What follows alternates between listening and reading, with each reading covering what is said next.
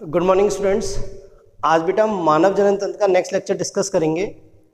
और इससे पहले वाले लेक्चर में हमने किसके बारे में डिस्कस किया था? शुक्र जनन के बारे में और शुक्राणु की संरचना के बारे में। ठीक है, आज हम पढ़ेंगे अंड जनन के बारे में। किसके बारे में बेटा? अंड जनन के बारे में। देखो, अंड जनन और शुक्र जनन में थोड़ा बहुत डिफरेंट है। थोड़ा बहुत अंड जनन शुक्र जनन से डिफरेंट है। देखो कैसे। देखो बेटा, शुक्र जनन जो होता है वो प्यूबर्टी से लेकर जीवन पर्यंत चलता है। प्यूबर्टी पे स्टार्ट होता है और आदमी इंसान जब तक नर जब तक मरता तब तक होता रहता है। ठीक है, तो प्यूबर्टी से लेके जीवन पर्यंत पूर्ण जीवन चलता रहता है। जब तक वो जिंदा है तब तक वो चलता रहता है। और अंड जनन क्या होता है बेटा? मानव की भ्रूणीय अवस्था में स्टार्ट हो जाता है। भ्रूणीय अवस्था से लेके और कब तक? रजोनिवृत्ति तक। रजोनिवृत्ति तक चलता है। मतलब रजोनिवृत्ति में मीनोपॉज तक चलता है। कहां तक चलता है बेटा? मीनोपॉज तक। बात समझे? मीनोपॉज के बाद रजोनिवृत्ति कब आती है? करीब 50 से 55 साल की उम्र में आती है।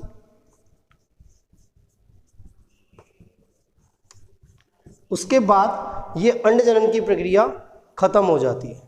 अंड जनन की प्रक्रिया खत्म हो जाती है। तो शुक्र जनन कहाँ चल रहा है?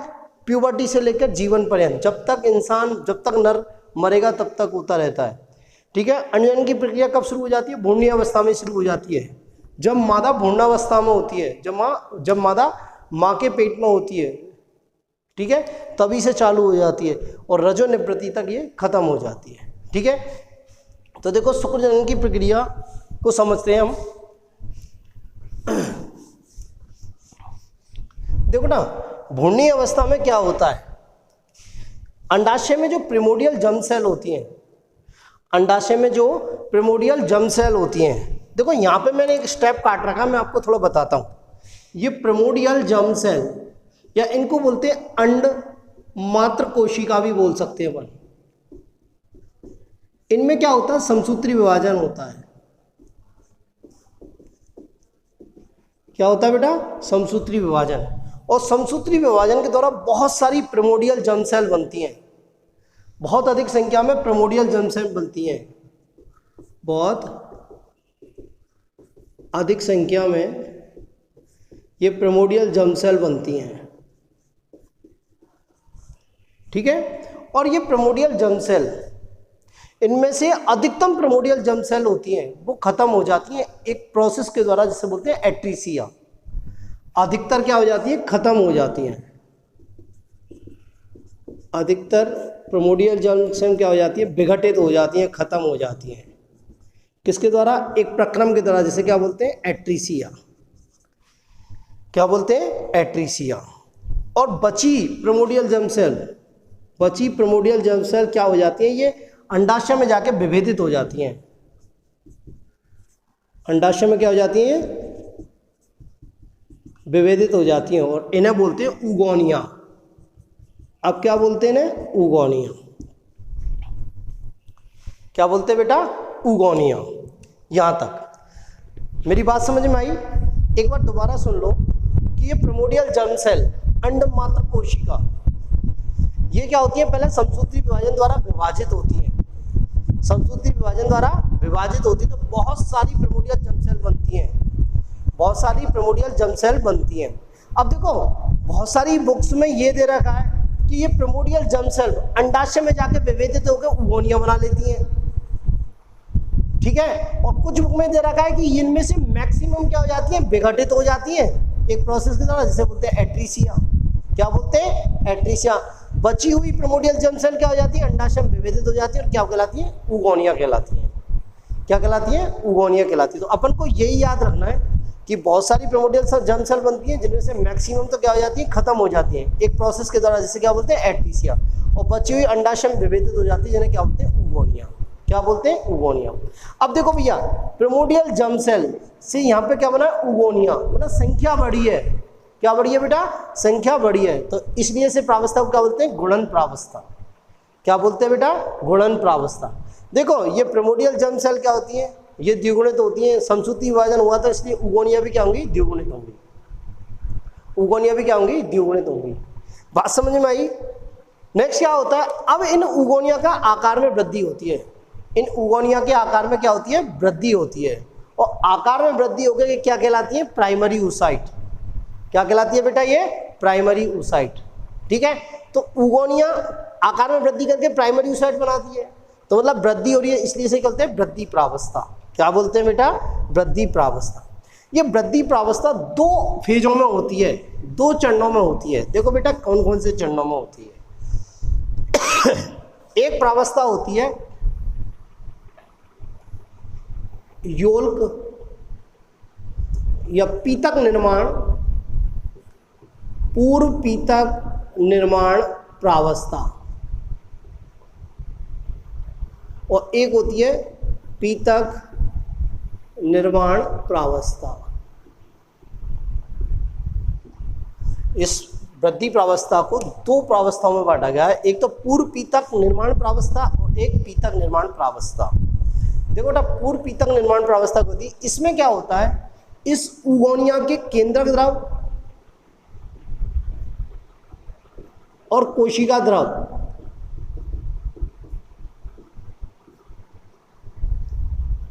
केंद्रक द्रव और कोशिका द्रव का आयतन बढ़ता है। बात समझ में आई?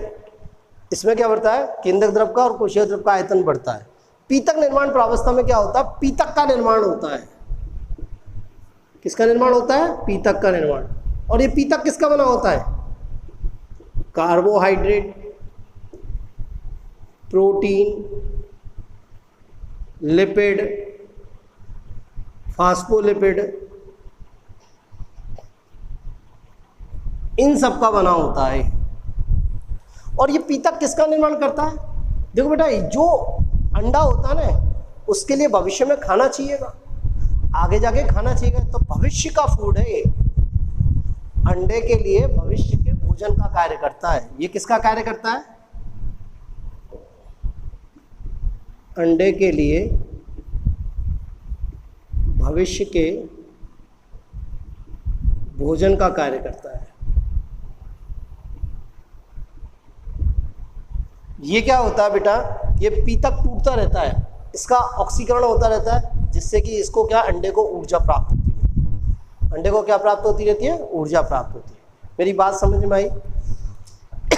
उगोनिया आकार में वृद्धि करके होती है, प्राइमरी oocyte बनाती है। क्या बनाती है? Primary oocyte। ये प्राइमरी oocyte की जो वृद्धि हो रही है, प्राइमरी oocyte बनती है, मतलब उगोनिया आकार में वृद्धि जो कर रही है, दो प्रावस्थाओं में होती है। पहली होती है पूर्व पीतक निर्माण प्रावस्था। इसमें क्या होती है? कोशिका द्रव में वृद्धि होगी और केंद्रक द्रव में वृद्धि होगी। पीतक निर्माण प्रावस्था में कहते हैं पीतक का निर्माण होगा, और ये पीतक किसका काम करेगा? भविष्य के भोजन का। किसके लिए? अंडे के लिए। ठीक है, ये किसका बनाता है? कार्बोहाइड्रेट, प्रोटीन, वसा और फास्फोलिपिड का। और ये पीतक विघटित होकर या इसका जैसे जैसे ऑक्सीकरण होगा वैसे वैसे ऊर्जा प्रदान करता है। बात मेरी क्लियर है? समझ में आई? तो ये हुई आपकी वृद्धि प्रावस्था। क्या हुई बेटा? वृद्धि प्रावस्था। नेक्स्ट आता है, देखो ये प्राइमरी oocyte, ये प्राइमरी oocyte, ये पूरी जो यहाँ तक ये पूरी क्रिया जो चल रही है, यहाँ तक जो पूरा प्रोसेस है, ये भ्रूणीय अवस्था में ही हो रहा है। क्या हो रहा है? भ्रूणीय अवस्था में, अभी भ्रूणीय अवस्था में चल रहा है। बात समझ में आई? ठीक है, जन्म के समय जब लेडीज जन्म लेती है, ठीक है, तब इनकी संख्या कितनी होती है? प्राइमरी oocyte की, प्राइमरी oocyte की संख्या होती है करीब करीब 2 लाख से और 20 लाख तक प्रत्येक अंडाशय में। ये प्राइमरी oocyte है। एक्चुअली ये जब मैं फॉलिकुलर डेवलपमेंट बताऊंगा तो प्रिमोडियल फॉलिकल बताऊंगा मैं आपको, वो आगे बताऊंगा। आप यहाँ पे ये याद रखो कि ये प्राइमरी oocyte है। जन्म लेती है मादा, जब जन्म लेती है तो उसमें कितनी संख्या होती है? 2 लाख से लेके 20 लाख प्रत्येक अंडाशय में से, और इनमें से मात्र 60,000 से लेके 80,000 तक, एवरेज 40,000 बचती हैं। कब तक? प्यूबर्टी तक। प्यूबर्टी तक कितनी रह जाती हैं ये 60,000 से 80,000 तक, बाकी सब खत्म हो जाती हैं। 2 से 20 लाख की जन्म के समय प्यूबर्टी तक कितनी रह जाती हैं 60 से 80,000, कितनी रह जाती हैं 60 से 80,000, एवरेज 40,000, ठीक है। और इन 40,000 में से 400 से लेके 450 ही परिपक्व होती हैं, 400 से लेके 450 ही परिपक्व होती हैं, अंडा उत्सर्जित करती हैं, अंडा उत्सर्जित करती हैं, ठीक है। तो इसका मतलब हम क्या कह सकते हैं कि एक मादा अपनी पूरी जननायु में, एक मादा अपनी पूरी जननायु में 400 से 450 बार मासिक चक्र से गुजरती है।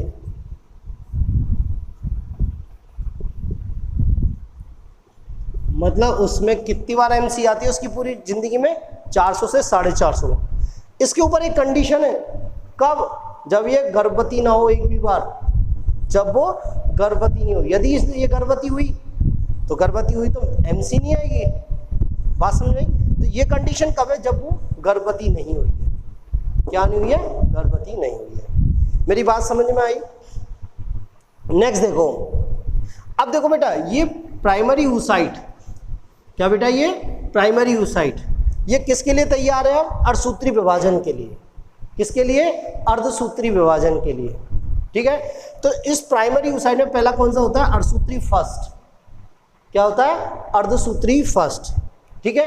अब देखो, ये अर्धसूत्री फर्स्ट प्रोपेज फर्स्ट की डिप्लोटीन प्रावस्था में जाके रुक जाता है।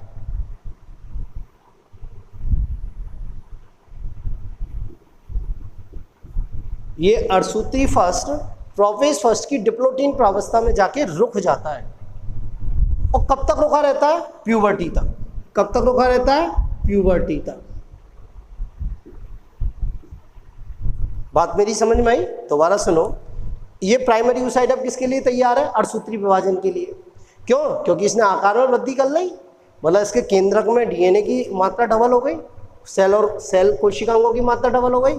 तो अब ये किसके लिए तैयार है? प्राइमरी oocyte, अर्धसूत्री विभाजन के लिए। तो पहले क्या होता है? अर्धसूत्री फर्स्ट। तो अर्धसूत्री फर्स्ट क्या होता है? प्रोफेज फर्स्ट की डिप्लोटीन प्रावस्था में रुक जाता है। और कब तक रुका रहता है? प्यूबर्टी तक। कब तक रुका रहता है बेटा? ये प्यूबर्टी तक। बात मेरी समझ में आई? उसके बाद क्या होता है? जब प्यूबर्टी आती है, क्या आती है? प्यूबर्टी आती है, तो ये प्राइमरी oocyte में अर्धसूत्री फर्स्ट कंप्लीट होता है। प्राइमरी oocyte में अर्धसूत्री फर्स्ट कंप्लीट होता है, जिससे दो कोशिकाओं का, दो अनइक्वल असमान आकार की कोशिकाओं का निर्माण होता है। असमान आकार की कोशिकाओं का निर्माण होता है।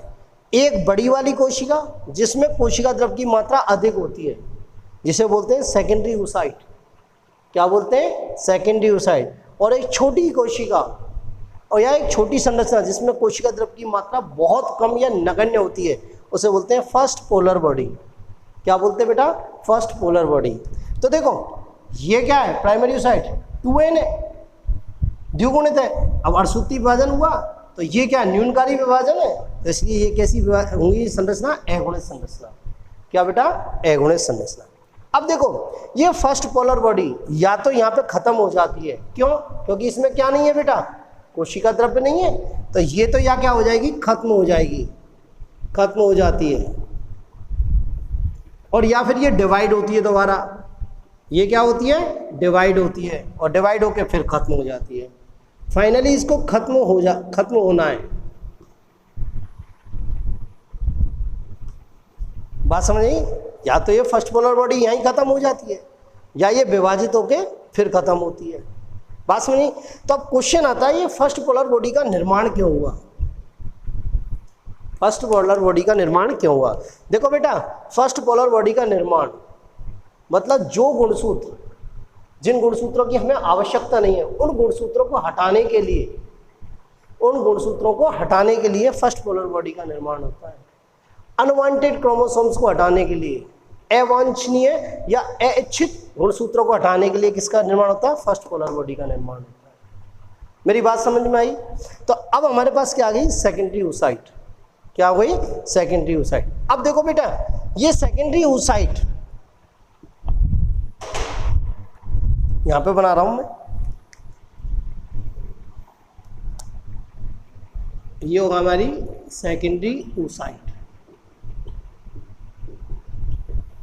अंडोत्सर्ग होगा, या फिर एक बार ध्यान रखो, पहले ये क्या होगी, अर्धसूत्री सेकंड में प्रवेश करेगी। इसमें क्या होगा, अर्धसूत्री सेकंड, और अर्धसूत्री सेकंड का मेटाफेज, अर्धसूत्री सेकंड की मेटाफेज में जाके ये अर्धसूत्री रुक जाएगा। ये अर्धसूत्री सेकंड भी मेटाफेज में जाके रुक जाएगा, मेटाफेज में जाके रुक जाएगा। ठीक है, देखो ये सेकेंडरी oocyte क्या होती है, अंडोत्सर्ग जब होता है ना तो ये बाहर आ जाती है अंडे के, मतलब एक तरह बाहर आ गई है। क्या आ गई, बाहर आ गई। मेरी बात समझने की कोशिश करो, यहाँ देखो अंडोत्सर्ग हुआ, ये मानो अंडोत्सर्ग हुआ MC के 14वें दिन। ठीक है, अब ये अंडोत्सर्ग के द्वारा क्या हो गई, ये बाहर आ गई। क्या आ गई, बाहर आ गई, और बाहर आ गई कहाँ तक आ गई, निषेचन नलिका में। कहाँ गई, निषेचन नलिका में, और निषेचन नलिका में कहाँ भी आ गई, एम्प्यूला तक। कहाँ तक आ गई, एम्प्यूला तक। मेरी बात समझ में आ गई। जब आई है उससे पहले इसमें क्या, अर्धसूत्री सेकंड स्टार्ट हो गया है। क्या हो गया, अर्धसूत्री सेकंड स्टार्ट हो गया, पर ये अर्धसूत्री सेकंड भी क्या होता है, मेटाफेज में आके रुक जाता है, मेटाफेज में आके रुक जाता है। तो ये अर्धसूत्री सेकंड कब पूर्ण होता है, जब इसके साथ या इसका मिलन किससे हो जाता है, शुक्राणु से हो जाता है। इसका मिलन किससे हो जाता है, शुक्राणु से हो जाता है। देखो यदि निषेचन होता है, यदि निषेचन होता है तो अर्धसूत्री सेकंड पूर्ण होता है। अर्धसूत्री सेकंड क्या हो जाएगा, पूर्ण हो जाएगा। अर्धसूत्री सेकंड क्या हो जाएगा, पूर्ण हो जाएगा, और इससे दो कोशिकाएं बनेंगी या दो संरचनाएं बनेंगी। बात समझ में आई। और ये भी कैसी होती है, असमान आकार की। कैसी होती है, असमान आकार की। एक होती है बड़ी और एक होती है छोटी। इस बड़ी कोशिका को क्या बोलते हैं, अंड कोशिका।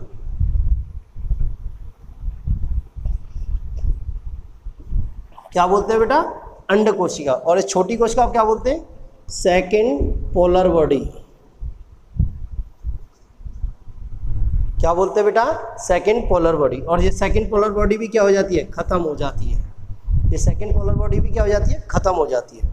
यदि निषेचन होता है, निषेचन का मतलब शुक्राणु और अंडाणु का मिलन होता है तो ही पूर्ण होता है अर्धसूत्री सेकंड। और यदि निषेचन नहीं होता, यदि निषेचन नहीं होता तो क्या होता है, ये सेकेंडरी oocyte यहाँ क्या हो जाती है, विघटित हो जाती है। क्या हो जाती है, विघटित हो जाती है। क्या हो जाती है मेरे बच्चों, विघटित हो जाती है। मेरी बात समझ आई। तो ये है अंडजनन की प्रक्रिया। क्या है बेटा, ये अंडजनन की प्रक्रिया। तो आप इससे क्या समझे, आप ये समझे कि जो MC के 14वें दिन जो पुट्टिका फट रही है उससे जो निकल रहा है वो सेकेंडरी oocyte निकल रहा है। क्या निकल रहा है, सेकेंडरी oocyte। और यदि निषेचन हो रहा है, मतलब सेकेंडरी oocyte में यदि शुक्राणु अंदर प्रवेश कर गया तभी हम इसे क्या बोलेंगे, अंडा। क्या बोलेंगे, अंडा, या फिर निषेचित अंडा। क्या बोलेंगे, निषेचित अंडा। एक बार दोबारा देख लो। देखो अंडजनन की प्रक्रिया शुक्रजनन की प्रक्रिया से बहुत अलग है। अंडजनन की प्रक्रिया क्या होती है, भ्रूणीय अवस्था में ही स्टार्ट हो जाती है। जब मादा 24 से 25 वीक की सप्ताह की होती है तभी स्टार्ट हो जाती है। बात मेरी क्लियर आई, ठीक है। और कब तक रहती है, मीनोपॉज तक। मीनोपॉज मतलब रजोनिवृत्ति तक। जब उसकी लास्ट MC आती है तब तक होती है। लास्ट MC को बोलते हैं रजोनिवृत्ति।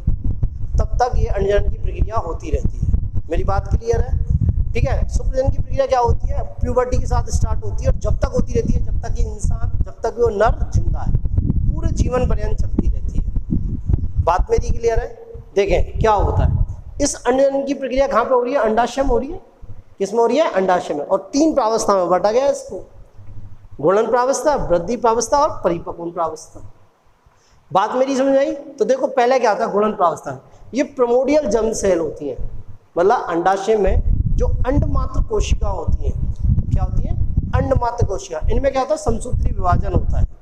क्या होता है, समसूत्री विभाजन। जब समसूत्री विभाजन होगा तो बहुत सारी, बहुत अधिक संख्या में प्रिमोर्डियल जर्म सेल बनेंगी। इनमें से मैक्सिमम प्रिमोर्डियल जर्म सेल तो खत्म हो जाती हैं एक प्रक्रम के द्वारा, जिससे क्या होते हैं, एट्रीसिया। क्या बोलते हैं बेटा, एट्रीसिया। बात मेरी समझ में आई। बाकी बची हुई प्रिमोर्डियल जर्म सेल अंडाशय में जाके विभेदित हो जाती हैं, मादा के अंडाशय में जाके विभेदित हो जाती है, तो उन्हें क्या बोलते हैं, उगोनिया। क्या बोलते हैं बेटा, उगोनिया। बस ये प्रिमोर्डियल जर्म सेल ही एक तरह से, पर यहाँ पे आके क्या हो गई, डिफ्रेंशिएट हो गई है, इसलिए ने क्या बोला, उगोनिया। ये स्टेम सेल है, क्या बेटा, स्टेम सेल, ये द्विगुणित होती है। तो यहाँ से क्या हुआ, गुणन हुआ, मल्टीप्लिकेशन हुआ, इसलिए से क्या बोला, गुणन प्रावस्था। इसके बाद क्या होगी, इस उगोनिया में, इस उगोनिया के आकार में क्या होती है, वृद्धि होती है। उगोनिया के आकार में वृद्धि होती है, मतलब ये आकार में वृद्धि होकर बड़ी हो जाती है, और उस बड़ी संरचना को क्या बोलते हैं, प्राइमरी oocyte, प्राथमिक oocyte। बात मेरी समझ में आई। अब ये वृद्धि, जो आकार में जो वृद्धि होती है, दो प्रावस्था में होती है। एक तो होती है पूर्व पीतक निर्माण प्रावस्था, और एक होती है पीतक निर्माण प्रावस्था। पूर्व पीतक निर्माण प्रावस्था में क्या होती है, कोशिका द्रव्य में वृद्धि होगी और केंद्रक द्रव्य में वृद्धि होगी। कोशिका द्रव्य में वृद्धि होगी और केंद्रक द्रव्य में वृद्धि होगी, मतलब आनुवंशिक पदार्थ भी डबल हो जाएगा। और पीतक निर्माण प्रावस्था में क्या होगी, पीतक का निर्माण होगा। किसका निर्माण होगा, पीतक का। पीतक का मतलब, पीतक का मतलब क्या, पीतक भविष्य के भोजन का कार्य करेगा। पीतक किसका काम करेगा, भविष्य के भोजन का। किसके लिए, अंडे के लिए। किसके लिए बेटा, अंडे के लिए। अब पीतक का निर्माण क्या होता है, पीतक के निर्माण में क्या क्या होता है, या पीतक में क्या होता है, कार्बोहाइड्रेट होती है, प्रोटीन होती है, लिपिड होती है, फास्फोलिपिड होती है। इस पीतक का क्या होगा, ऑक्सीकरण होता रहेगा, और ऑक्सीकरण से क्या होगी, इस अंडे को ऊर्जा प्राप्त होती रहेगी। अंडे को क्या प्राप्त होती रहेगी, ऊर्जा प्राप्त होगी। बात समझी। ये प्राइमरी oocyte, अभी ये भ्रूणीय अवस्था में ही चल रही है सारी कंडीशन। जब भ्रूणीय अवस्था में ही चल रही है, अब क्या होता है, जब इस लेडीज का जन्म होता है तो इनकी संख्या, इस प्राइमरी oocyte की कितनी होती है, 2 लाख से लेकर 20 लाख। प्रत्येक ओवरी में कितनी होती है, 2 लाख से 20 लाख। और प्यूबर्टी तक, जब तक उसकी में एमसी चालू होती है, तब तक कितनी रह जाती है, 60 से 80 हज़ार, या एवरेज 40 हज़ार, एवरेज 40 हज़ार। और इन 40 हज़ार में से भी सिर्फ 400 से लेकर 450 क्या होती है, परिपक्व होकर अंडे का निर्माण करती हैं। परिपक्व होकर अंडे का निर्माण करती हैं। बात समझ में आई। अब परिपक्व होकर अंडे का निर्माण हुआ, एक्चुअली अंडा भी नहीं बोल सकते हम, परिपक्व होकर सेकेंडरी oocyte का निर्माण करती हैं। ज़्यादा बेटर वर्ड तो ये है। परिपक्व होकर क्या होती है, 400 से लेकर 450 सेकेंडरी oocyte का निर्माण करती है। तो हम क्या कह सकते हैं, एक मादा अपने जीवन में कुल कितनी बार एमसी से गुजरती है, 400 से लेकर 450। यदि वो गर्भवती नहीं होती है तो, यदि वो गर्भवती नहीं होती है। बात मेरी समझ आई। अब ये प्राइमरी oocyte किसके लिए रेडी है, अर्धसूत्री विभाजन के लिए। किसके लिए, अर्धसूत्री विभाजन के लिए। हमने बताया अर्धसूत्री विभाजन 2 फेजों में होता है, अर्धसूत्री फर्स्ट और अर्धसूत्री सेकंड। अर्धसूत्री फर्स्ट को क्या बोलते हैं, न्यूनकारी विभाजन, क्योंकि इसमें गुणसूत्रों की संख्या क्या हो जाती है, आधी रह जाती है। तो क्या होता है, जैसे ही प्राइमरी oocyte अर्धसूत्री फर्स्ट में प्रवेश करेगी, तो ये अर्धसूत्री फर्स्ट, प्रोफेज फर्स्ट की डिप्लोटिंग प्रावस्था में आगे रुक जाएगा। क्या हो जाएगा, ये रुक जाएगा। और कब तक रुका रहेगा, प्यूबर्टी तक। कब तक रुका जाएगा, प्यूबर्टी। मेरी बात समझ में आई। तो फिर क्या होगा, ये रुक गया, अब प्यूबर्टी आई, क्या हुई, प्यूबर्टी आई, तो ये कंप्लीट होगा अर्धसूत्री फर्स्ट। या अर्धसूत्री फर्स्ट कंप्लीट होगा तो प्राइमरी oocyte 2 अनइक्वल, तो असमान प्रकार की कोशिकाएं बनाएगी। क्योंकि ये असमान प्रकार की कोशिकाएं क्यों बनी है, क्योंकि असमान कोशिका द्रव्य विभाजन के कारण। ध्यान रखना, किसके कारण, असमान कोशिका द्रव्य विभाजन कारण। एक बड़ी होती है जिसमें कोशिका द्रव्य की अधिक मात्रा होती है, इसे बोलते हैं सेकेंडरी oocyte। एक छोटी होती है जिसमें कोशिका द्रव्य की मात्रा नगण्य होती है या एब्सेंट होती है, उसे बोलते हैं फर्स्ट पोलर बॉडी। बात समझ में आई। ये 2n है तो ये n हो गया, क्योंकि अर्धसूत्री फर्स्ट हुआ, न्यूनकारी विभाजन हुआ है। इसे परिपक्वन विभाजन भी फर्स्ट भी बोलते हैं। बात समझ में आई। अब देखो ये फर्स्ट पोलर बॉडी है, इसमें क्या है, कोशिका द्रव्य की मात्रा नहीं है, तो ये क्या हो जाती है, या तो यहीं खत्म हो जाती है या विभाजित होकर फिर खत्म होती है। ठीक है। इसका निर्माण क्या होता है, अनवांटेड क्रोमोसोम्स को हटाने के लिए, जो क्रोमोसोम हमारे काम के लिए, उन्हें हटाने के लिए फर्स्ट पोलर बॉडी का निर्माण होता है या पोलर बॉडियों का निर्माण होता है। प्राइमरी सेकेंडरी oocyte बन गई। अब सेकेंडरी oocyte अंडोत्सर्ग के द्वारा 14वें दिन बाहर आ जाएगी, उस पुट्टिका से बाहर आ जाएगी। ठीक है। पुट्टिका से बाहर आने के बाद कहाँ जाएगी, ये फैलोपियन ट्यूब में आ जाएगी, निषेचन नलिका में। निषेचन नलिका से कहाँ जाएगी, एम्प्यूला में। कहाँ जाएगी, एम्प्यूला में, निषेचन के लिए। बात मेरी समझ में आई। अब देखो बेटा, निषेचन के लिए आ गई। अब क्या होगा, इसमें अर्धसूत्री सेकंड स्टार्ट होगा। क्या होगा, अर्धसूत्री सेकंड। अब 68 सेकंड भी क्या होगा, मेटाफेज में आके रुक जाएगा, मेटाफेज सेकंड में आके रुक जाएगा।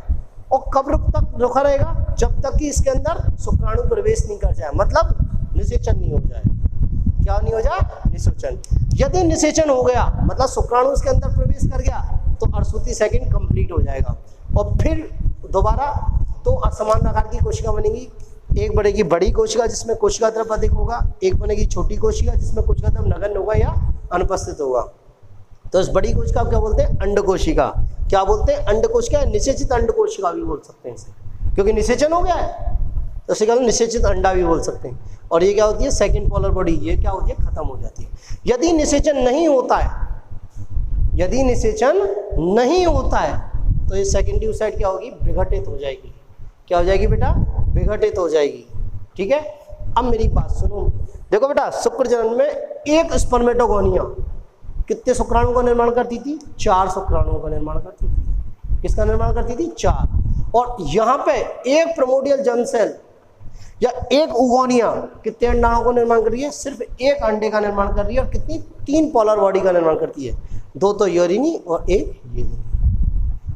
मेरी बात समझ में आई। दूसरी बात सुनो,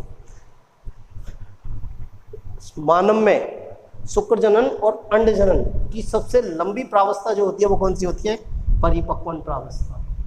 कौन सी होती है बेटा, परिपक्वन प्रावस्था।